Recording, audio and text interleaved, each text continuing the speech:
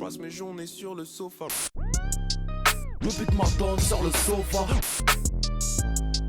On est posé en dev dans le sofa. Bonjour à toutes, bonjour à tous et bienvenue dans ce nouvel épisode du Sofa. Ça fait un petit moment qu'on n'a pas fait d'épisode, c'est vrai. Je suis avec Amélien évidemment. Bonjour Amélien. C'est vrai que ça fait un bail en vrai. Ça fait un bail, c'est vrai. C'est vrai que ça fait un bail et puis en même temps on a aussi profité pour revisiter un peu la formule. Donc cette fois ce qu'on va faire maintenant, avant on parlait de l'actu, mais s'il y avait 5 projets d'actu qui nous intéressaient, on parlait des 5 et c'était un peu bordélique. Là on a voulu recadrer un peu le truc. Maintenant le Sofa c'est très simple, c'est 2 projets d'actu, en tout cas un pour Amélien, un pour moi, qu'on choisit d'ailleurs chacun, qu'on impose entre guillemets à l'autre. Et après on parle d'un album qui date d'avant, enfin qui date d'il y a un petit moment en tout cas, en l'occurrence c'est un projet qui date de 2017. Vous l'avez vu dans le titre, c'est donc spécial de Seaboy. Ce sera le sujet principal de cette émission, entre guillemets, enfin ce sera la chronique d'après du coup. Voilà, 2 projets d'actu, un projet plus ancien, et puis évidemment les recommandations de fin d'épisode. Et puis voilà. Ah oui, les recommandations. T'as prévu des recommandations toi enfin? Oui, j'en ai une, t'en as pas toi? Ah, quel boss, mais évidemment que j'en ai plein. Ah, excellent. Du coup, on va commencer sans plus tarder avec le projet de Edge qui s'appelle Off. Donc c'est le projet que moi j'ai choisi pour le coup. Donc Off qui est sorti. Off qui est sorti le 11 décembre du coup. Et évidemment pour la précision, on impose chacun un projet à l'autre, pardon. Mais l'autre a évidemment aussi écouté le projet imposé par l'autre. Oui, sinon ça n'a aucun intérêt. Et évidemment. Mais je le précise, sait-on jamais. Donc du coup voilà, Edge qui a sorti le projet Off, du coup ce 11 décembre, c'est que des sorties du 11 décembre pour le coup aujourd'hui. C'est un 11 titres, ça fait suite au projet Interlude 1.9 qu'il avait sorti il y a quelques mois du coup, si je dis pas de conneries. Edge c'est un artiste qui était aussi présent sur le nouvel album de Dean Burbigo, donc Cercle Vertueux, sur le morceau Piège à loup, qui est un très bon morceau pour le coup, que j'aime vraiment beaucoup, et d'ailleurs le projet de Dean Burbigo est assez surprenant et plaisant. Hein, on en parlait avec Amélien, et il y a ce truc de... On a commencé l'année avec notamment le projet d'Infinite, sur lequel personnellement je disais que Dean Burbigo en 2020 c'était pas forcément ça. Et je suis content de voir qu'en 2020 il a su se réinventer un petit peu sur Cercle Vertueux et proposer un projet vraiment réussi. Donc voilà, et puis du coup Edge qui était aussi présent sur le 2 titres de Jazzy Bass, Memento, et enfin sur le projet 220. Très sympa d'ailleurs. Ouais, mais je l'ai pas écouté en vérité pour être honnête. Oh là là. 2 titres c'est beaucoup trop long, j'ai pas eu le temps. Et donc du coup Edge qui était aussi présent sur le projet 220 de The Hop, qui avait aussi pas mal tourné, il me semble. Hein, j'avais pas mal vu The Hop qui avait featé avec SPM à l'époque déjà. C'était déjà très cool. Donc voilà, donc une belle année pour Edge qui se conclut donc avec Off, un 11 titres comme je l'ai dit, un projet que j'ai beaucoup aimé. C'est pour ça que je l'ai choisi en fait tout simplement. Déjà, avant de le présenter un peu plus en profondeur, le projet, est-ce que toi tu as aimé ce projet comme moi ou peut-être moins, ou je sais pas. En vrai, oui, mais du coup je savais pas du tout à quoi m'attendre. C'est-à-dire que en l'écoutant, j'ai remarqué que du coup il était très fort pour les ambiances un peu mélancoliques, où il y a... au-delà de ça, il arrive bien à le mettre en mélodie. Et je trouve que, en tout cas c'est un peu un sentiment que j'avais en l'écoutant, c'est que c'est un peu le genre de projet que beaucoup de rappeurs qui gravitent autour de l'entourage rêveraient de faire. Je sais pas si toi ça te l'a fait ou pas, ou si t'as ressenti ce truc-là. J'y ai pas pensé quand tu me l'as dit, mais maintenant que tu me le dis, j'y pense, et effectivement, je comprends ce que tu veux dire. Non, je comprends ce que tu veux dire, parce que c'est vrai que c'est... moi, ça me rappelle un peu Dean Burbigo, justement, d'où la connexion assez logique, justement, sur Piège à loup. C'est-à-dire que toutes ces ambiances un peu mélancoliques, parfois même très vaporeuses, très love aussi, très mélodieuses, tout simplement, ça peut rappeler un peu Grand Cru. Ce que Dean Burbigo avait tenté de faire avec Grand Cru, un peu après toute cette vague Nekfeu, mais trop tard après le succès de Feu, du coup. Et donc, du coup, ça me rappelle un peu ça, tu vois, techniquement. Enfin, je sais pas si c'est très clair ce que je raconte, mais en mieux fait, en fait. Et du coup, je vois un peu ce que tu veux dire sur ce truc des rappeurs de l'entourage, ce qu'ils aimeraient faire. Et sur Edge, ça marche à fond. En fait, genre, t'as tous les morceaux de l'entourage, et tu prends même des morceaux, je sais pas, genre Kelly Jenner, où en gros, je vois grave la vibe un peu...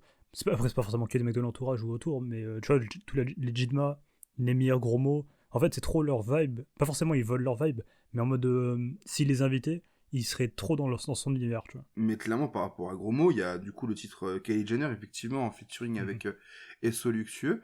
Mais aussi... C'est marrant parce que je confonds toujours Edge et Esso, alors que c'est pas la même personne. Ça commence par la même lettre. Il y a un E, quoi. C'est déjà ça. Et donc, du coup, effectivement, il y a le morceau avec Esso Luxueux, donc Kylie Jenner, qui, moi, me fait beaucoup penser à Gros Mots, sur des morceaux comme éventuellement Oula Hoop, sur des morceaux très love, justement. Il y a aussi le titre Copacabana. C'est beaucoup pour la voix que Edge me rappelle Gros Mot sur ce genre d'ambiance, mais aussi par rapport au choix de prod et ce qu'il amène du coup. Enfin, c'est vrai qu'il y a un truc un peu similaire. C'est pas un copier-coller de Gros Mot, mais il y a un point d'accroche, un point commun qui est pas négligeable et qui est super intéressant à écouter selon moi. Complètement. Mais du coup, ouais, j'ai bien aimé en vrai. Okay. C'est pas un projet qui a eu énormément d'écho, je trouve, par rapport aux gens qui en ont reparlé, de ce que j'ai pu checker. Donc là, on enregistre. Mais en vrai, c'est un. Ouais, ça fait 2 jours. Mais là, genre, voilà, on enregistre dimanche soir, effectivement. Mais oui, non, mais je suis d'accord. Il n'y a pas eu beaucoup de relais, alors que c'est un projet qui est très intéressant en 2020, en fait. Ouais, c'est vrai. C'est comme j'ai dit, c'est un projet qui conclut d'une très belle manière l'année de Edge, mais globalement, c'est un beau projet de fin d'année sur le paysage rap français. C'est cool d'avoir des projets aussi sympas sur cette fin d'année. Et encore une fois, hein, ça répond toujours à ces trucs de les meilleurs projets de 2020, c'est des projets de jeunes artistes pas forcément connus du grand public. C'est des projets courts. Enfin, ça répond au même truc qu'on a dû dire sur toute l'année dans cette émission par rapport aux projets qu'on affectionne. C'est quand même assez flagrant et c'est cool en fait, tout simplement. Ouais, puis là, les ambiances sont assez différentes. T'as des morceaux qui sont genre parfaits pour la ride. Après, moi, j'avoue que peut-être plus de feats, ça aurait été peut-être un petit peu mieux. Ah ouais? Mais là, je trouve qu'il arrive. Ouais, tu sais, 2-3 feats, peut-être pas forcément beaucoup plus, tu vois, mais vraiment 1 ou 2 feats en plus. Ça aurait pu casser un peu des fois une petite pseudo-monotonie. Okay. Mais en vrai, ça reste un projet très intéressant. Ouais. Et non, franchement, j'ai bien aimé. Et il y a vraiment eu une sorte de diversité, c'est-à-dire que c'est pas non plus tout le temps pareil sur chaque morceau. Et il arrive à se créer quelque chose. Et non, du coup, c'est une belle découverte parce que je pense pas que de moi-même je serais allé l'écouter. Et au final, c'est un projet qui est du coup assez court et en même temps assez complet en fait. Bah, tu parlais des featuring, donc il y a 2 featuring sur ce projet. Il y a celui avec Esso Luxueux, donc sur Kylie Jenner. Mais il y a également un feat, incroyable, vraiment un morceau qu'on a d'ailleurs placé en playlist dans le viseur, qui je pense à l'heure où vous écoutez ce sofa n'est plus en playlist, sûrement remplacé par un autre d'ailleurs. Mais en tout cas, voilà, on un très bon morceau. Pour l'émission. Effectivement. Mais aussi le morceau Ce Soir, qui est en featuring avec, alors je sais pas comment on le prononce, Rob Desblocs, qui semble être, si je dis pas de conneries, le nouveau pseudo le nouveau blaze, parce qu'on est hip-hop, de Robin Desblocs. Voilà. Donc forcément, ça kick un peu plus. Et ça marche tout autant du côté de Edge. Bon, pour Robin Desblocs, forcément, on connaît un peu ses forces. On avait déjà parlé, je sais plus si c'était dans cette émission ou dans une autre, mais on avait déjà un peu parlé de Robin Desblocs dans une recommandation. Je sais qu'on en a parlé tous les deux, mais ouais, c'est peut-être plus que tous les deux alors. Parce qu'il y avait CQFD qui avait bien, enfin, on avait parlé tous les deux. Notre vie professionnelle derrière la caméra et devant la caméra est finalement très liée. Mais donc du coup voilà, donc c'est un morceau forcément par rapport à ce qu'amène Robin Desblocs, Rob Desblocs du coup maintenant. Qui était aussi d'ailleurs sur Interlude 1.9, donc le précédent projet de Edge sorti aussi en 2020. Ouais. Puis il a fait pas mal les premières parties de Jazzy Bass, ouais, bien sûr. Ouais. Non, c'est un petit entourage qui gravite autour. Ouais, c'est ça. Ouais, non, c'est intéressant à ce niveau-là. Hein. Mais donc du coup, voilà quoi, Edge qui arrive aussi à être fort sur quelque chose de plus kické. Moi, je le trouve vraiment polyvalent sur ce projet. C'est-à-dire que il est fort quand il joue avec sa voix. Il a une belle voix, il en joue très bien. Mais il arrive aussi à être stable sur plein d'autres aspects. C'est d'ailleurs un point commun des 3 mecs de cette émission là. C'est-à-dire Untrill, C-Boy et Edge du coup. Et c'est vraiment un point commun où la voix en fait prend vraiment une importance exponentielle. Mais elle joue un rôle à part entière. Complètement. Moi, ce que j'aime bien, c'est que c'est un 11 titres, comme on l'a dit, c'est assez court. Il y a pas mal de morceaux qui tournent autour des 2 minutes 30. Il y en a que 4 qui dépassent les 3 minutes pour la partie un peu statistique. Donc c'est vraiment des morceaux courts. L'intro a duré 1 minute 50. Il y a un morceau aussi qui dure 1 minute pile poil, il me semble. Donc c'est un projet vraiment qui puis le milieu en plus ça fait un peu interlude et tout. Oui, voilà, c'est ça. Donc c'est un projet qui est vraiment bien équilibré, il y a un peu de tout. Et moi ce que j'aime bien c'est la prod du morceau Off, je crois, qui est sur l'introduction du projet. Il y a un changement de prod sur la deuxième partie du morceau, où là pour le coup il ne rappe pas dessus, qui me rappelle un peu le D6 de DCZia. Je sais pas si tu vois ce que je veux dire. Vite fait, je vois pourquoi tu dis ça, mais vite fait. Oui, mais en fait c'est dur à expliquer si vous n'avez pas écouté le morceau. Mais c'est un truc très saturé qui rappelle un peu l'imagerie d'ici autour des trucs nucléaires et tout nana, et donc de Godzilla et tout ça. C'est une prod c'est un extrait de la prod qui tabasse vraiment et surtout qui surprend en fait. Moi je l'écoutais en voiture à la sortie du projet et j'étais là en mode wow, ok, surprenant mais plaisant selon moi. Et je trouve que dans tous les cas, dans toutes les prods, il y avait des vrais travails des vrais travaux. Des vrais travaux, on va dire. Un vrai travail, Des quoi. vrais... Ouais, c'est ça. Il y a vraiment un joli travail sur toutes les compositions. Et du coup, en fait, c'est agréable d'avoir des projets comme ça, bien léchés, bien... Mhm. avec des prods aussi efficaces que... Enfin, franchement, ça fait plaisir d'entendre ça, quoi. À mort, à mort. Mais moi, ce que j'aime bien, c'est la manière dont il ouvre le projet. Il dit, Mhm. on verra plus tard pour la belle vie, Bentley, Villa Sunset. Pour l'instant, c'est le sum que j'ai tassé dans un joint de 5G. Dans ma tête, c'est la verse, et ça, peu importe le temps. Le soleil, au final, je le vois pas souvent. C'est un peu fataliste, un peu déprimé. Mais c'est un peu l'état d'esprit, je trouve, qui ressort de ce projet. Où en fait, il va parler d'amour, mais quand il parle d'amour, notamment sur Kylie Jenner, où il veut ken Kylie Jenner, en tout cas, il y a une meuf qui ressemble à Kylie Jenner. Et il y a ça, mais c'est aussi sous le prisme de l'homme d'affaires, tu vois. Il y a ce truc de je veille au sud jusqu'à pas d'heure, stupéfiant tous les quarts d'heure. Je me réfugie dans la drogue, mon seul moyen de penser à un avenir meilleur. Donc il y a encore ce truc d'avenir, en fait. Pour l'instant, il est dans le seum, comme il l'a dit sur l'introduction. Mais pour l'instant, il pense à un avenir meilleur. Et à la fin, il dit, je baiserai bien Kylie Jenner, je veux plus d'un employeur. Donc sur ce truc où il veut être son propre patron, quoi. Le bonheur n'est pas dans les sommes, et pourtant, je suis pas certain de le trouver ailleurs. Donc aussi ce truc de, c'est l'argent qui fait le bonheur, quoi. Mais il y a tout un truc, qui est assez intéressant sur ce projet-là, et qui est pas forcément ultra mis en avant. C'est vraiment une lecture sous-jacente, je pense, du projet, de ce truc de Edge qui vise une vie meilleure, qui vise pas forcément le succès, mais en tout cas la réussite, donc peut-être le succès qui va derrière, surtout dans le monde de la musique, mais réussir, quoi, en fait, et puis viser les sommes, viser tout ça, quoi, et peut-être même un peu rêveur, tu vois. Normalement, il dit aussi un truc du style qu'il a la tête dans les astres, ou un truc comme ça, peut-être un peu rêveur aussi à une vie d'artiste, je sais pas trop comment il perçoit ça, mais c'est intéressant la lecture qu'on peut avoir de ce projet, et moi c'est un projet du coup que j'aime beaucoup. Oui, c'est un projet, moi, en tout cas, que je vais réécouter. Ouais, parce qu'il y a vraiment j'ai des petits coups de cœur dans le projet, quoi. Mm-hmm. Notamment Kylie Jenner, qui est pour moi un des morceaux les mieux produits de ce projet, quoi. D'ailleurs, Kylie Jenner, qui est donc actuellement dans la playlist dans le viseur. J'ai cru expliquer qui était Kylie Jenner. Non, pas elle en elle-même. Mais en tout cas, au moment où vous allez écouter ce podcast, il n'y sera plus. Mais il sera par contre à la place dans la playlist 45 tours de love. Effectivement, une playlist pour les lovers. Une playlist qu'on a minutieusement mis au point sur Twitch. Et il me semble qu'on n'a pas sorti de sofa depuis qu'on est sur Twitch, donc on prévient ceux qui ne le savaient pas, mais on est tous les mercredis à 21h. Non, à la rentrée janvier, non, j'ai de la merde. Oui, du coup. Du coup, non. On sort ce sofa mercredi, donc ceux qui l'écoutent là, comme ça maintenant, sachez que tout à l'heure, à 21h, on est sur Twitch, avec Noé de 1863 pour la précision, mais à la rentrée janvier, on sera le mardi soir, 21h sur Twitch, voilà. J'ai aucune notion des jours, mais... Ce sera mardi. Parce que le jeudi, il y a les soirées étudiantes pour le jour où on est déconfiné. Ça va pas arriver de sitôt. Effectivement. Mais voilà, quoi. Donc du coup, un projet, moi, personnellement, que j'ai aimé. Toi, visiblement, oui, aussi. Ouais, complètement. Est-ce que tu aurais quelque chose à rajouter sur ce projet ?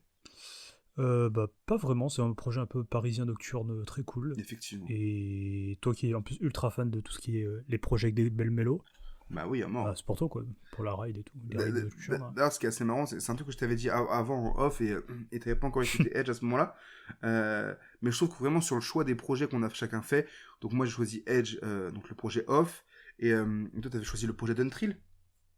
C'est ça ta transition ça va être ma transition, mais ce que je veux dire surtout, c'est qu'en fait ce qui est assez marrant, c'est que ça dégage aussi un peu nos goûts d'auditeurs. J'aime beaucoup le projet d'Untrill, mais on va en parler plus en détail. T'as aimé visiblement le projet de Edge, mais le fait que j'ai choisi Edge et toi Untrill, je trouve que c'est assez symbolique de ce qu'on aime principalement toi et moi dans le rap. Toi qui est un peu plus sur des trucs plus kickés, moi qui est un peu plus sur les belles mélos. Et voilà, je trouve ça sympa comme c'est vrai que c'est représentatif en vrai. J'avais pas réfléchi, mais c'est vrai que maintenant que tu le dis, il y a un côté...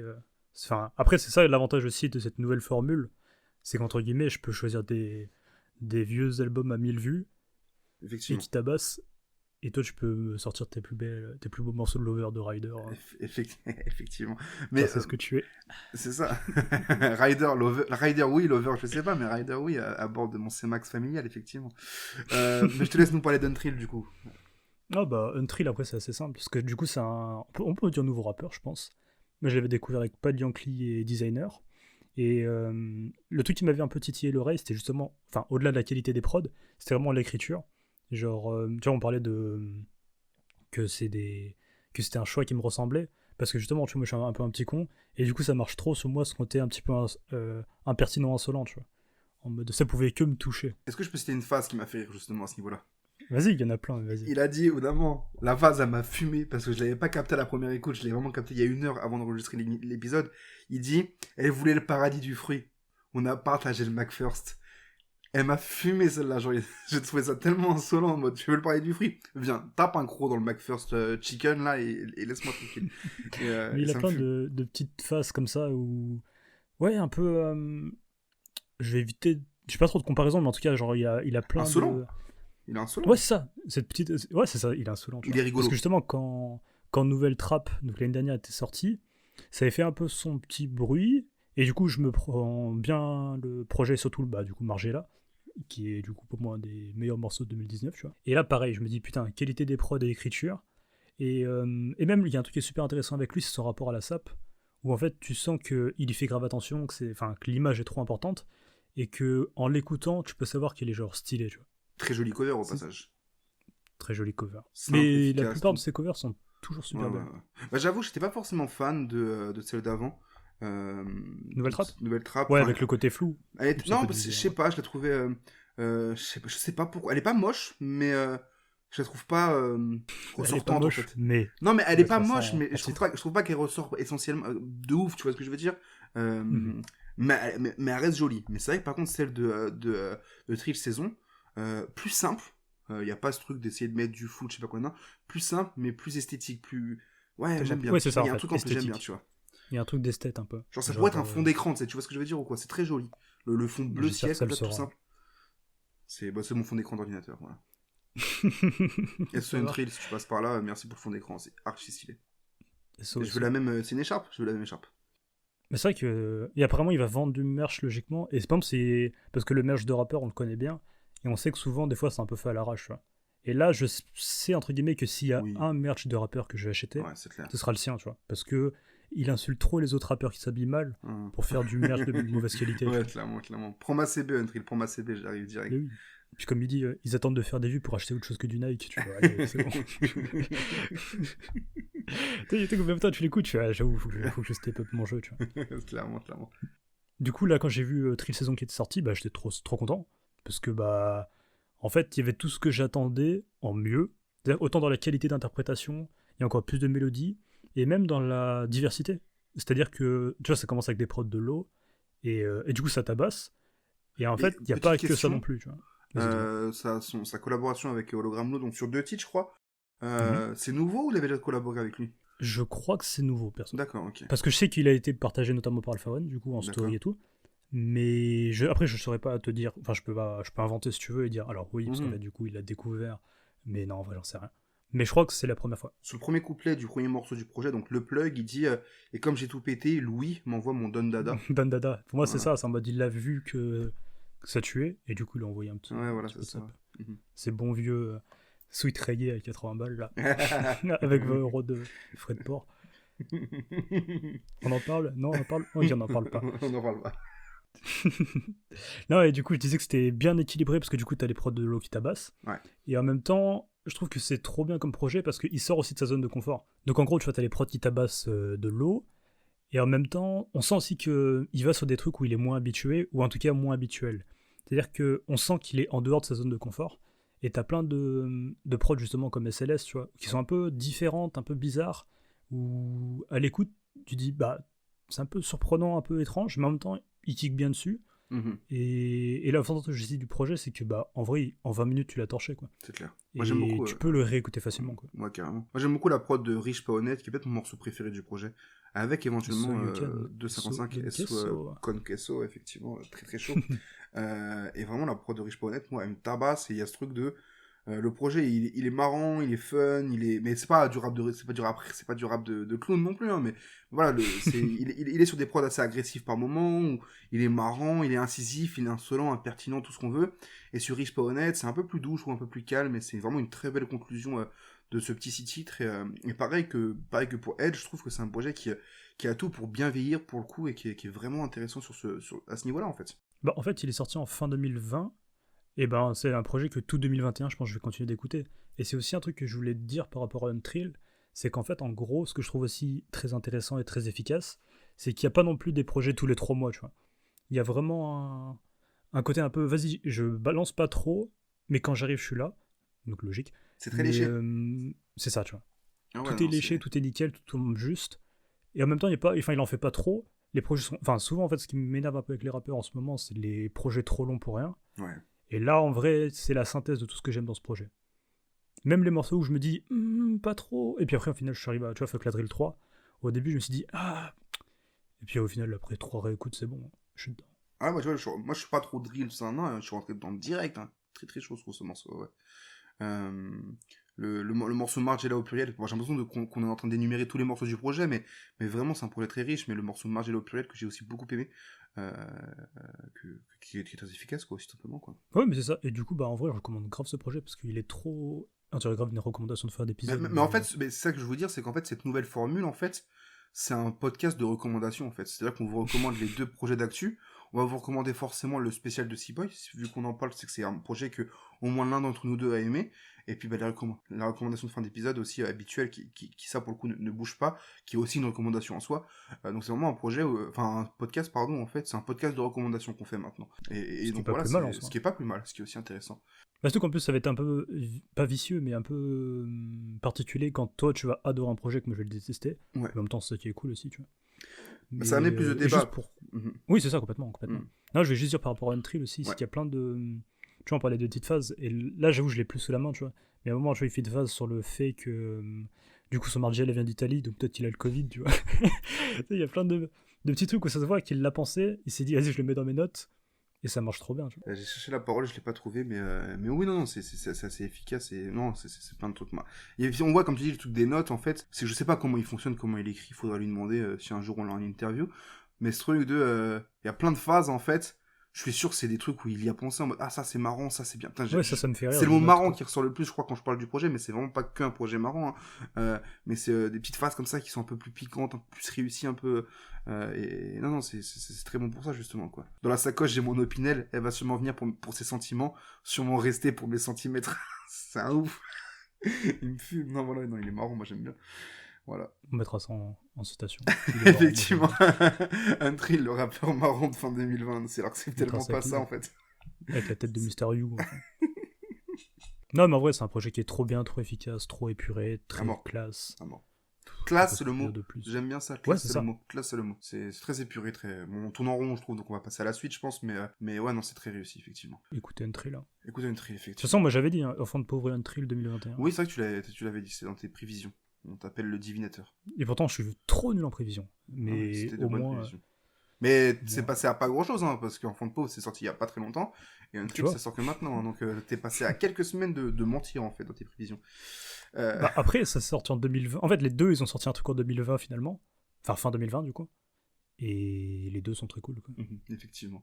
Mais si on remontait le temps de 3 ans en arrière, pour parler Est-ce que tu pourrais mettre un bruit de vinyle rayé qui fait... Je pense que j'aurais oublié d'ici là, mais... Je te le souhaite, parce que c'est trop nul. Effectivement. Voilà, remontons le temps jusqu'en 2017, juin 2017, si je dis pas de conneries, pour parler de Spécial, le premier album de Seaboy. Donc, comme on l'a dit en début d'épisode, c'est un album que là, pour le coup, c'est moi qui l'ai choisi, pour ce premier épisode. Enfin, pour cet épisode, pardon. Cette reprise. Donc voilà. Spécial, qui est un album étiqueté 9 de I. Je voulais déjà, avant de commencer à le développer davantage, savoir... parce que moi, c'est un album que, du coup, honnêtement, quand il est sorti, je me le suis pas pris. Je sais pas si c'est parce que je l'ai pas compris, parce que je sais pas quoi. Mais je me le suis pas pris à sa sortie. Je vais me le prendre peut-être 1 an après. Et je crois savoir que toi, pour le coup, c'est un projet pareil que tu t'es pas pris, mais que tu t'es pas pris pendant très longtemps, quoi. Bah, en fait, je me le suis pas pris, mais je comprenais pas pourquoi. C'est-à-dire que, en fait, quand c'est sorti, je me souviens de pas l'avoir aimé comme projet, mais j'ai aucun souvenir de pourquoi je l'ai pas aimé. C'est-à-dire que, aujourd'hui, je l'ai... En fait, même en re-regardant la tracklist, bah, en fait, j'avais aucun souvenir de aucun morceau. À part Au revoir, merci et tout, et Mobali et tout, tu vois. Qui sont les deux classiques du projet, enfin, les deux classiques de Seaboy, je pense. Oui, c'est ça. Bah, je pense que le mot classique, ça peut marcher. Enfin, ouais. En fait, c'est des classiques. En fait, c'est genre Seaboy, tu penses à Mobali, assez instinctivement, donc c'est son classique à lui. Et Au revoir, merci, je pense qu'il est aussi beaucoup porté par le format de KLM, Au revoir, merci, quoi. Et le morceau Moula avec Booba. Le morceau Moula qui n'est malheureusement pas sur le projet, mais qui, pour le coup, est très très très chaud, évidemment. Qui est pour moi un de mes morceaux, un de mes feats préférés de Booba, presque. Oui, mais totalement. Pas forcément de all time, mais en tout cas, ces 10 dernières années. Ouais, mais carrément. Et donc, du coup, j'ai lancé donc, le projet pour la réécoute, entre guillemets.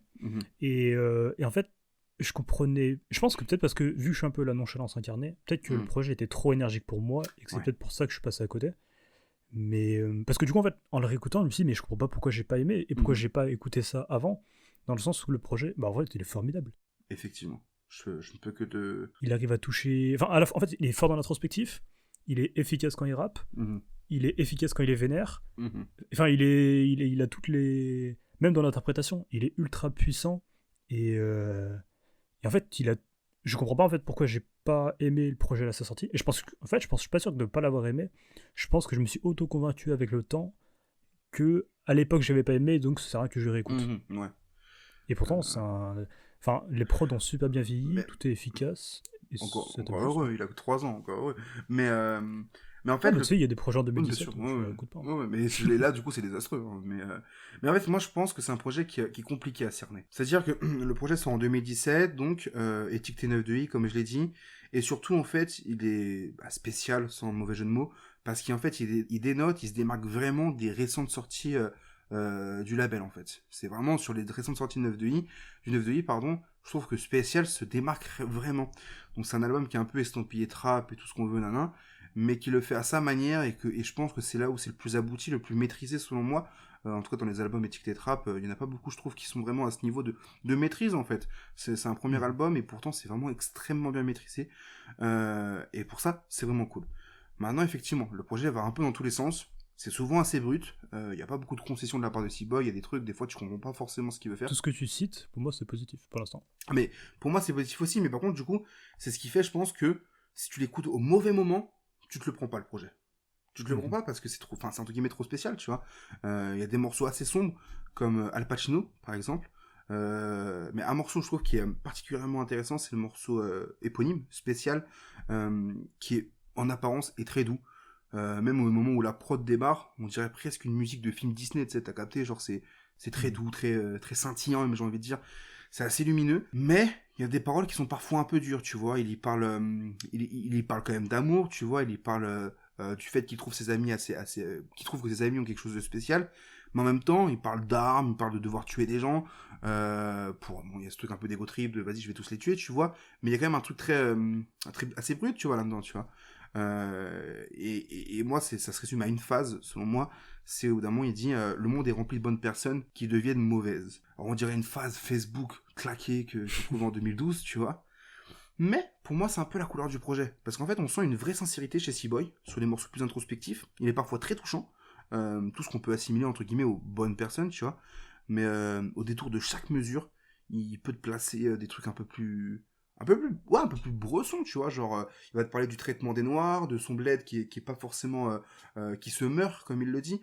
Au bout d'un moment on est terminé, il parle aussi par exemple d'armes, de guerre, enfin il y a un truc très obscur et très ancré dans une réalité, tu vois ce que je veux dire. Il parle de l'Afrique par exemple, et du fait que l'Afrique c'est complètement délaissé, c'est complètement c'est catastrophique les situations qu'il peut y avoir en Afrique à travers tout le continent. Il a un vrai regard entre guillemets lucide. Voilà, il est aussi très conscient et il a envie de parler de choses qui le concernent réellement, qui le concernent directement, et je trouve ça très sincère dans la démarche. Je sais pas si tu vois ce que je veux dire. Les films sur l'Afrique nous rendent marrants. Effectivement, mais... Non mais ouais, puis je te rejoins aussi sur ce côté-là, et tout ce côté un peu social, ou même tout ce qu'on a affilié au rap conscient, en fait. C'est peut-être le rappeur le plus conscient de... ouais. De cette décennie. C'est pour ça que moi souvent je fais le mec un peu, je fais le vieux con qui dit hey, ça me casse les couilles le terme rap conscient, parce que tout de suite c'est quand c'est chiant en fait, et en fait pour moi un rappeur qui fait des trucs un peu plus, genre tu vois, genre PNL, tu vois, ils sont pas moins conscients de la situation qui délivre, tu vois, et pourtant c'est pas du rap conscient à la Kerry James, tu vois. Donc le terme conscient il est un peu pompeux et souvent casse-couille. C'est pour ça qu'il a un peu disparu aussi. Puis aussi que... Sauf chez les quarantenaires. Oui, c'est ça. Et puis même dans ce côté introspectif touchant, il y a une phase où il dit genre je l'ai plus exactement, mais quand il parle de finalement pas être un exemple pour son fils, où en fait t'as plein de petites phases un peu comme ça où en fait ça arrive à toucher et tu dis ah ouais, c'est vrai que en fait ce projet a tout pour réussir, et je comprends en fait pourquoi il a autant marché, pourquoi pourquoi je voyais des gens qui le passaient en meilleur album de la décennie, et en fait en gros c'est pas honteux, je disais pas non plus non à ces gens-là, parce que du coup, je connaissais pas. Mais en vrai, je pourrais maintenant aujourd'hui me dire, en vrai, il mériterait sa place dans un top 20 ou un top 10 des années 2010, quoi. Moi, je suis là pour dire des vraies choses. Pour moi, il est même top 5 des années 2010. C'était pas si simple, incroyable. De quoi? Moi, c'est vraiment ce morceau. Je recommence. Ce n'était pas si simple. Moi, c'est vraiment un morceau que je trouve ultra incroyable. Mais carrément, carrément. Et ce qui est fort aussi chez C-Boy, c'est sur. C'est aussi un artiste d'ambiance, tu vois. Donc il y a Mobali qui est très dansant, qui est très zumba, qui est très tout ce qu'on veut. Donc ok, ça marche. Ça, tout le monde connaît le morceau, je pense, donc c'est ok. Moi, il y a le morceau Itch qui me plaît beaucoup, tu vois. Il est plus léger, il est même teubé, en fait, tu vois, ce morceau, en vérité. Il crie, il raconte qu'il paye un Itch aux femmes après avoir couché avec elles. Il rote, enfin, ça a aucun sens, tu vois. Il y a un truc où. En fait, il a un surplus d'énergie, le Kemé. Une saison, tu dégages comme Abidal, je l'ai comme Hannibal. Comme Hannibal. Non, c'est trop fort, tu vois. Il y a plein de trucs sur les placements, sur les effets de voix, sur les adlibs, sur tout ce qu'on veut. Et l'interprétation, en vrai. Enfin, c'est un truc qu'on pense un peu moins en général pour les artistes, mais c'est peut-être lui aussi, c'est un des artistes qui est le meilleur là-dessus. Ouais. Parce que souvent, il y a des gens qui font des rapprochements Cage Criminel, C-Boy, mais en soi, en fait, à part les cagoules, ils ont pas non plus tant de... Après, il y a un peu ce côté-là... de parler du pays et tout, en étant un peu conscient, etc. Mais en vrai, en fait, je sais pas pourquoi il n'y a jamais eu de feat entre eux d'ailleurs. Au-delà du fait que ce soit deux rappeurs cagoulés très forts. Bon, moi, tu sais que moi, je sais pas si ça m'intéresserait une connexion entre les deux, tu vois. Genre, je trouverais pas de vrai. En fait, genre, C-Boy, en fait, il marche très bien tout seul. C'est l'un des rares rappeurs que j'arrive pas à imaginer en featuring. Bon, bah, il y a le feat avec Booba, il y a Mobali. Je sais plus les featuring de Twap Life. C'est vrai que ce qui est malheureux avec C-Boy, c'est qu'il a jamais réellement pété. C'est-à-dire que... Est-ce que aussi le fait que 3 mois plus tard, il y ait eu Commando de Niska, ça l'a pas un peu éclipsé totalement? Peut-être, en vrai, peut-être. Juste après Spécial. En vrai, c'est possible. J'avais jamais pensé, donc effectivement, c'est possible. Quel analyste. Mais oui... Mais oui, effectivement, c'est possible. Voilà, ce que je voulais, donc c'est sur Twap Life, qui est sorti du coup en 2019. Il y a un feat avec NASA, il me semble que je l'avais plus ou moins apprécié. Le problème de Twap Life, c'est qu'en fait, il sort de façon un peu clandestine, j'ai envie de dire. C'est-à-dire que il n'aura pas vraiment l'appui du label. Même Booba, il va pas vraiment le suivre sur cette sortie, j'ai l'impression. Il me semble que c'est le morceau Pistolet, je crois, si je dis pas de conneries. Non, il n'y a pas de morceau qui s'appelle Pistolet. Moi, je sais plus comment il s'appelle. Si, c'est ça, Pistolet, littéralement. Moi, je le trouve pas dans la tracklist de Pistolet, Bang Bang. Bon, toi, puis, mais en tout cas, il y a un morceau où je me rappelle de Booba qui relaie le truc sur Instagram. Mais, ah oui, voilà, c'était, en bonus, donc, effectivement, j'étais sur la mauvaise version du projet. Qui relaie le truc sur Instagram, mais c'est tout, tu vois. Twap Life n'est pas aidé au niveau communication, donc du coup, ça n'aide pas C-Boy à atteindre son public, et c'est aussi un projet qui déçoit un peu plus. Moi, j'ai pas un mauvais souvenir de ce second album, mais effectivement, il est pas à la hauteur de Spécial qui pour le coup est beaucoup trop fort, en fait. Il est trop fort sur Spécial, et c'est dur il y a toujours ce truc de qu'est-ce qu'un rappeur peut faire sur un deuxième album pour être aussi bon que le premier quand il a réussi le premier. Et vraiment, il y a ça, c'est sur Spécial, il a mis la barre tellement haute, le mec, que vas-y, tu vois, tu peux pas, tu vois, après. Mais surtout qu'en plus, C-Boy, il y a vraiment un côté un peu sans faute, en fait. C'est-à-dire que le projet, peut-être, on peut le trouver un peu long, etc.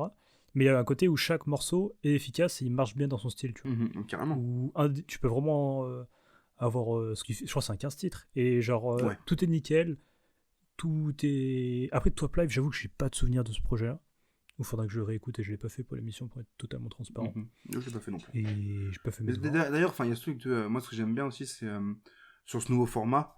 En fait, je trouve ça bien de s'intéresser juste à un projet et pas forcément raconter un peu le background si on l'a, tu sais. Mais autant sur la présente formule, là, on est vraiment dans un truc de discussion qu'on devrait avoir en off et qu'on a devant tout le monde, mais c'est parti. Mais ce qu'on avait avant sur l'ancien format, c'est qu'on écoutait vraiment les discographies entières. Quand on parlait par exemple de Gims dans l'avant-dernier, je crois. Là, je trouve ça plus intéressant de juste s'attarder sur ce projet-là, de parler de ce projet en l'occurrence. Oui, mais après, le lien avec le suivant est logique. Oui, bien parce sûr. Parce qu'en fait, il y a un côté trop bizarre avec C-Boy où le ratio talent public qu'il suit est pas logique, en fait. C'est-à-dire qu'il a trop de talent par rapport au... Je dis pas que personne le suit, que c'est un inconnu non plus. Tout le monde voit qui c'est C-Boy, tu vois. Mais en fait, je sais pas, je comprends pas pourquoi il n'y a pas non plus d'engouement. Peut-être que ça va arriver avec un nouveau projet. Peut-être. Mais il manque un peu ce truc. Je sais pas, peut-être qu'il y a d'autres gens qui ont repris un peu sa formule et qui l'ont fait de manière plus populaire. Possible aussi.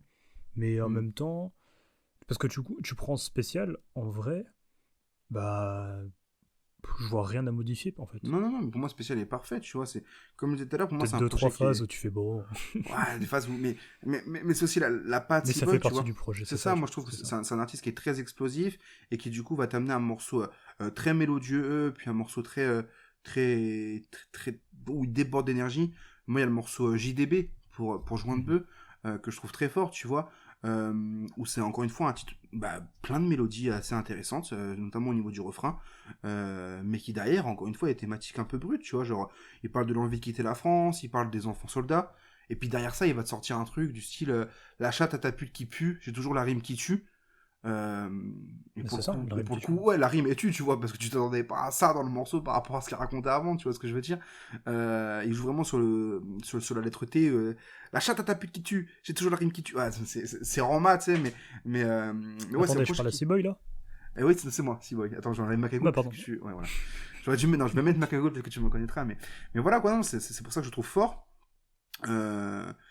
Également, un truc que moi j'ai noté que je trouve assez intéressant, je pourrais en parler des heures de ce projet, mais il y a le morceau La Nuit. Alors récemment, j'avais notamment parlé des morceaux qui s'appellent La Nuit, que je trouve quasiment tous réussis. SO SCH, récemment SO BNPLG, ou même Léonis en début d'année. C'est Diego. Cette gecko, il y avait quoi? Il y avait les LG aussi. Non, bah du coup non.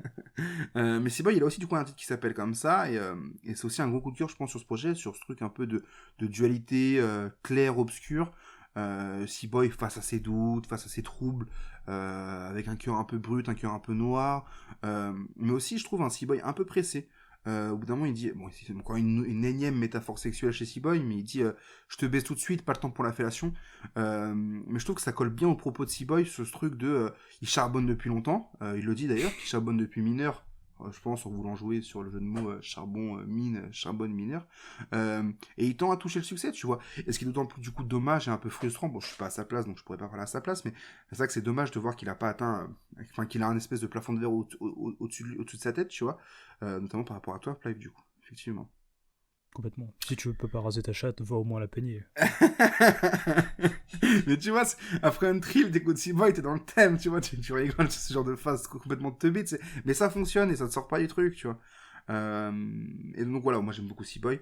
Et si tu le permets, j'aimerais terminer sur un dernier truc. Vas-y, on est là pour ça. Je monopolise beaucoup la parole, Je mais. vais pas t'empêcher de parler.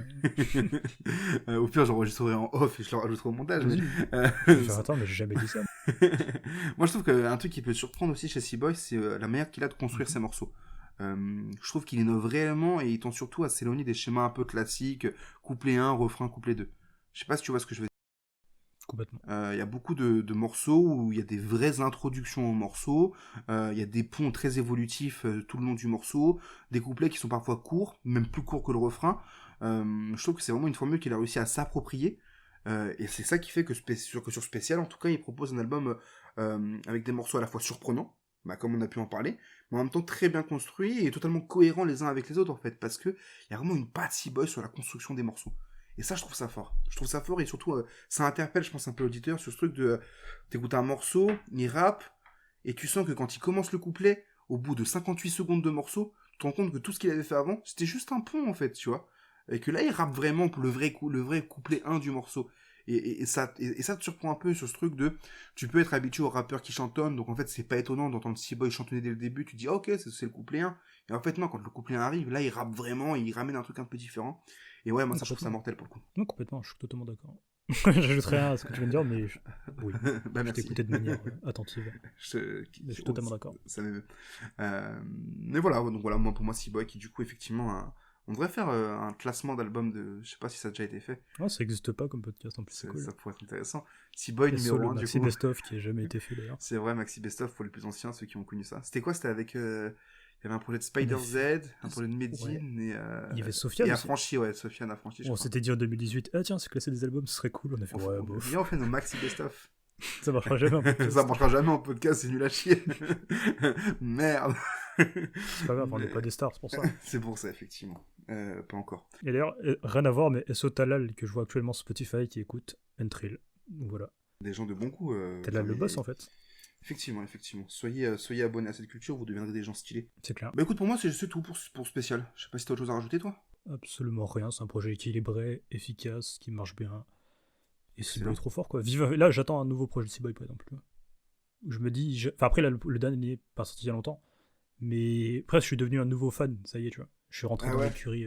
Mais quand je pense que quand tu te prends la claque C-Boy, d'ailleurs, je sais même plus s'il est encore chez 9 de 8, du coup, après Twap Life. Sachant que sur Twap Life, il y avait des morceaux qui sont vraiment forts. Hein. Il y a.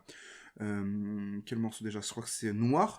Non, mais il y a Noir et. Je sais plus c'est lequel l'autre. Faudrait que je vois les clips, je pense. Mais Noir surtout, ouais, que je trouve trop fort. Le clip de Noir qui est super impactant, qui est super joli, où il est en gros dans un cirque et tout. Et pareil, où il joue vraiment sur.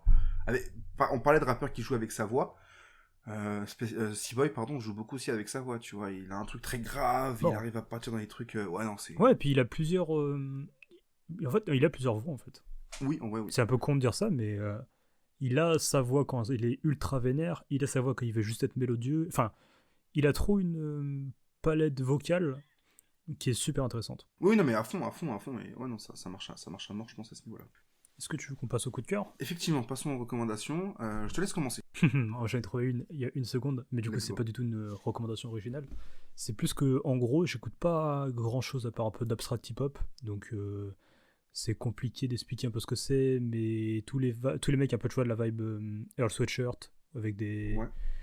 Vous savez, il y a Gazer qui a fait un article dessus sur l'abstract hip-hop, où ils ont fait une recommandation de 40 albums, et ben ma recommandation, c'est cet article-là. Vous tapez Gazer, G-A-T-H-E-R, 40 albums abstract hip-hop. Parce que du coup, en fait, la plupart des albums cités, c'est ce que j'écoute le plus en ce moment. Donc tous les mecs comme Medan, Mavi, pardon. Donc MAVI, Earl évidemment, qui est peut-être d'ailleurs mon artiste le plus écouté sur Spotify cette année. Mais et puis Outkast, hein, parce que vraiment Outkast cette année. Outkast, c'est très bien. Non, et puis j'écoute Outkast à mort en ce moment, donc. D'ailleurs, je pense qu'on va tenter quelque chose maintenant. Et je crois que dans le Floodcast, dans le dernier épisode, ils l'ont proposé, donc je crois qu'on est trop inspiré par ces mecs-là, mais les recommandations de fin d'épisode, on va vous les mettre en lien sous le tweet promotionnel de l'épisode, justement. Comme ça, vous pourrez directement les retrouver sans avoir à chercher. Et donc, nos fans faisaient ça aussi. Nos fans faisaient ça aussi. Nos fans faisaient ça, du coup. Ça, à l'époque où c'était marqué, t'avais les recommandations de 2 points. D'accord, je n'étais pas au courant, tu vois. Mais du coup, nos fans faisaient ça. Et d'ailleurs, il y a pas longtemps, j'ai rencontré Shkid et je parlais avec lui justement de nos fun et du game des podcasts. Et c'est super intéressant comme échange. D'ailleurs, Shkid, ça me fait une transition toute trouvée. Comment? Quel teasing. Non, mais ça me fait. Donc, du coup, on vous mettra les recommandations sous le lien du tweet. Donc, rendez-vous sur notre Twitter, @setculture, SEPTCULTUR. Avec un E à la fin. TURE? Ah ouais, j'ai mis TUR? Putain, ouais, comme quoi, tu vois. Et donc, du coup, oui, Shkid, transition toute trouvée pour parler de ma recommandation, si t'as fini avec la tienne. Est-ce que ça commence par un H? Non. En 4 lettres? Non, tu pensais à quoi, toi? Ouais, Aiba. Ah non, bah oui, ça pourrait, effectivement. Parce que tu m'en as énormément parlé. Donc ouais, le morceau... le palier? Sur le palier? Dans le palier? C'est quoi le morceau? J'en ai aucune idée, je sais plus. Alors, on n'est pas si fort que ça en non, on est des merdes, en fait. C'est toi, hein, le palier de... Ah merde, j'ai lancé le morceau sans faire exprès. Le palier que de tu Iba. détestes. Un morceau que je trouve incroyable, qui se retrouve dans la playlist dans le viseur une fois de plus. C'est que ça l'avait vanné en début d'année, parce qu'il ressemblait un peu à Etienne Dao dans la voix. Enfin, parce que le morceau de Chief Keef avait un peu tourné. Et du coup, comment on appelle ça? Recommandation parallèle, j'irais Chief Keef de Iba, qui est très cool pour faire la vaisselle et passer l'aspirateur. Effectivement. Petit côté mélodieux à Etienne Dao. Enfin, les rappeurs qui ressemblent à Etienne Dao. non, mais Iba, du coup, ils sont deux, et ces deux mecs qui sont très talentueux. Et chacun avec leur force. Donc, justement, celui qui ressemble un peu à Etienne Dao, qui est beaucoup plus dans la mélodie. Et le second, j'ai oublié leur blaze à tous les deux. Mais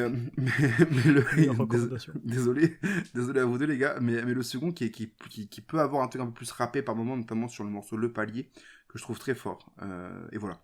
Mais non, ma recommandation n'était pas Iba, du coup, c'est TH évidemment. TH artiste que j'affectionne tout particulièrement, qui vient de Lyon, si je dis pas de conneries, qui avait sorti le projet. Un article sur effectivement, putain, mais ça recommence les points autopromo. Effectivement, on avait sorti un article là, au moment où il avait sorti son EP Silver Tej, je crois que c'était vers le mois de mai dernier, donc un EP 5 titres, que j'avais beaucoup aimé, notamment le morceau Wally, que je trouvais très réussi. Et donc là, il a sorti aussi ce 11 décembre, décidément, le projet Golden Tej, donc l'évolution de Silver Tej, de façon assez évidente, c'est un peu comme Pokémon, tu prends la version or ou la version argent, qui est aussi un EP 5 titres, avec une prod justement de Shkid sur le morceau Donne-moi, il me semble, et une prod de Kosei sur le morceau Fake G. 2 morceaux incroyables, vraiment, à l'image du projet, que je trouve intéressant parce que autant il fait Silver Tej et Golden Tej, ça peut être un truc de rappeur, un peu d'ego trip, en mode je suis à mon stade doré, c'est trop stylé. Mais réellement, Tejdin, évolue vraiment et est plus fort sur Golden Tej, que ce qu'il ne l'était sur Silver Tej, du coup. Déjà qu'il était plutôt bon. Là, il s'améliore encore un peu plus et c'est un artiste qu'il faut vraiment suivre, qu'il faut avoir dans le viseur. Mais vraiment, un artiste qui est très chaud et qui du coup propose des 5 titres, en tout cas 2-5 titres cette année, très réussis, très cohérents. Et que j'aime beaucoup. Voilà, je peux pas en dire beaucoup plus parce que juste j'aime beaucoup ce projet. Donc écoutez-le en même temps que vous écouteriez du coup Untrill, Edge, Tejdin, que vous irez faire un tour sur l'article de Gazer et aussi que vous écouterez Spécial parce que on n'écoute jamais trop Spécial. C'est vrai qu'on n'écoute jamais CC Boy. C'est vrai, effectivement. En vrai, j'avais encore 2 trucs à dire. Vas-y. C'est que le premier, t'étais surpris de dire ah putain, c'est auto-promo, mais t'as placé déjà les 2 playlists. C'est vrai? Dans le viseur et 45 tours de Love. Ah là, j'ai oublié. Et le deuxième que j'ai oublié entre temps. Donc voilà. Voilà, en tout cas, toujours autant d'auto-promo. Ah si. C'est qu'en ce moment, je m'entraîne aussi à freestyler le couplet de Hill. Enfin, le premier couplet de Hill dans le morceau Score qui est incroyable. Et que en fait, il est entré dans mes couplets préférés du rap français. Sachant que Jeune Coupable Libre, tout le monde connaît. Donc un jour, peut-être qu'on en reparlera dans une émission. Mais le premier couplet de Hill est incroyable. Ce que je peux te proposer, c'est qu'on joue un peu la carte du teasing. Comme c'est je vais dire de freestyler. Let's go. Non, mais comme c'est toi qui choisis le prochain album, est-ce que t'as déjà une idée de l'album que tu veux choisir pour le prochain épisode? Bah pourquoi pas celui-là? Jeune Coupable et Libre? Potentiellement. Et bah let's go. Moi je sais que c'est un album que j'ai pas mal pensé. J'aime beaucoup. Bon, là, il y aura pas trop de... même sur Spécial, il n'y avait pas de désaccord, mais ce sera aussi un album où on sera en accord, je pense. Mais voilà, vous avez la carte... Ce sera en main? Oui, bien sûr, parce qu'après, les deux, ce sera toujours de l'action, de toute façon. On est d'accord. Donc voilà, donc, vous savez que pour le prochain épisode, qui arrivera pour le coup... Donc là, on revient avec cet épisode-là, du coup, là, quand il sort le mi-décembre, on va dire. En théorie, mercredi. Ouais, donc l'album... Enfin, vous êtes mercredi... On est mercredi quand le Sofa sort. Vous êtes mercredi. Mais... le prochain sortira à la rentrée janvier, après les fêtes de fin d'année. Oui, on est quand même en vacances. Hein. Voilà, effectivement. Donc voilà, en espérant que cette nouvelle formule vous plaît, et surtout une formule qui permet de faire des podcasts plus courts. On évite les 2 heures, et ça c'est aussi sympa, je pense. Même pour moi, pour faire le montage, ça m'arrange, je vais pas mentir. Voilà, c'est tout pour toi? Voilà, bah, au plaisir. Écoutez, voilà. Retrouvez-nous sur les réseaux, @SEPTCULTURE, et puis du coup, à très vite pour le prochain épisode. Tchuss.